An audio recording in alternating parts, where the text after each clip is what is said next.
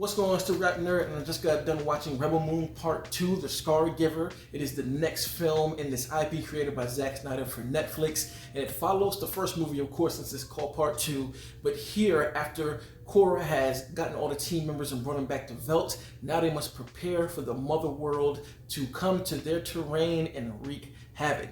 I loved it. I enjoyed it from start to finish. Part 1 had a vibe of, you can kind of tell there were things missing. You can tell it was holding back in certain areas. But here, it doesn't really feel like that at all. Like, this movie is packed with things from, mythology to lore, and then the action is just crazy here. Like, you can tell that there are certain instances where there's more to be said, and that kind of is a detriment of some parts of the story. But overall, it works. One of the things that I love about this film more than Part 1 is now we get to know these characters, and it makes the film just that much more emotional.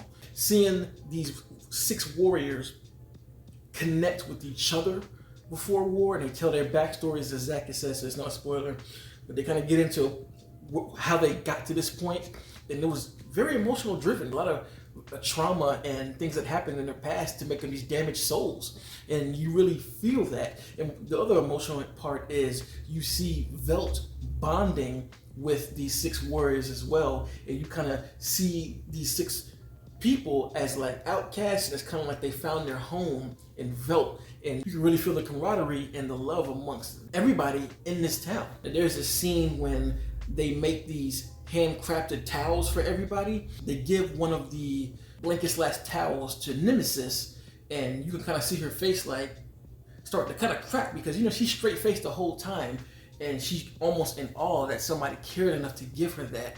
And then she has it, and she's like, thank you. And then everybody starts to celebrate, and it cuts back to her hands just like touching the blanket, and she's looking down at it, and then she kind of looks up, and you can see the tears forming in her eyes, because she now feels like she has a home. She has people to look after, and just that aspect of it just really pumped up the emotion. And oh God, the ending is just, oh man. So there's something to hold on to when the action starts going. That's what makes this action here a lot more powerful and have a stronger edge to it, because now that you know these characters, you actually care about their fate. You want everybody to survive. It's not going to happen, because this is a flat out war film. Another thing about this and the difference between Part 1 is this film feels a lot more old world, since you spend much more time in Velt. Hell, the majority of the film is in Velt. You barely go anywhere else. The only other place you do go is aboard the Dreadnought, as the villains are plotting and that type of thing. So the first one was really spacey, technical, and going to these different planets, while here, just being in this world, you definitely get a different sense of being grounded than you would the other part. I thought the action in the first movie was cool, but here it is insane. Movie's 2 hours, and literally the second half is like a big war action epic. I was watching this like, oh yeah, Zach is cooking. Especially, man, once Korra is aboard the Dreadnought and the things that goes on that part of the movie. Oh, as you saw in one of the trailers, how Korra and the Admiral are fighting while the ship is tipping. Like, that scene is so dope. The way that it was shot, them just constantly falling but still trying to fight with these glowing swords, super dope. I love how they did that. Part 2 was so stuffed, and I felt very satisfied at the end of it. Like, the first film ended and I was satisfied, but I'm, of course, looking for more. But that's usually how it is with a Part 1. You want more, you want to see more. But Part 2, even with the way it ends, if we don't ever get anything past this, I still felt extremely satisfied with what I got. I got enough action. I know these characters now. I love how everyone stepped up to the plate and got to present more themselves. In this film, General Titus, played by Jamin, was one of my favorite characters. I loved how there was so much strength in his voice. I love how commanding he was. They even did some things to show that while he is one of the most feared generals across the galaxy, just the way that he thinks. And as with the first one, the cinematography is beautiful. The visual effects are amazing. This felt like Part 1 on steroids, just because of all of the things that you get with it. And you can definitely see how this was supposed to be one movie, because I feel like if you watch both of these straight, this is like a huge 2-part epic. One of the few issues that I did have, like Part 1, but not nearly as eye-opening, because you could tell that there are little moments where they're is more room to breathe, to flesh that moment out, because there are certain things that happen really quickly and they just come out of nowhere. But I can have a feeling that there's some more explanation to that. Like for instance, with Jimmy, we still kind of don't know what the heck is going on with him, why he has the antlers and why he chose this path. We don't really know that aspect. And another character that kind of suffered for me personally is Nemesis, but I don't know if the director's cut can fix her, because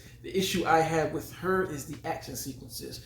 I do think that in this case, I wanted more from her because she's such a cool character. You know, she has these robot arms and these flaming swords. I really wanted to have like a Batman warehouse scene from her, and it's set up to be that way in the film. But it just, I don't really like how it was edited like that, and we don't really get to see what you want to see, you know. I thought the fight with Armada in part 1 was really dope. I really liked it, but you can tell she's holding it back. So I wanted in this film for her not to hold back at all and just to be like a slash fest. And again, they set it up to where it's supposed to be like that, and we just don't get it. Now, that could be something that gets fixed in the director's cut, having a longer time. I don't know, because maybe those scenes are too violent for PG-13. I know Zach has said that the violence in both films are similar to RoboCop, where it's over the top. So I don't know if that's the case here, but I hope that the director's cut can fix that issue, because with her, I was disappointed. But other than that, I loved it. I enjoyed the hell out of it. I loved how serious it was taken. I love the twists and turns as we get to the end of the film. I love where this is headed. I'm all the way in. I'm a Rebel Moon fan, and I want to see part 3. I heard Zach say something like he has 6 more parts ready.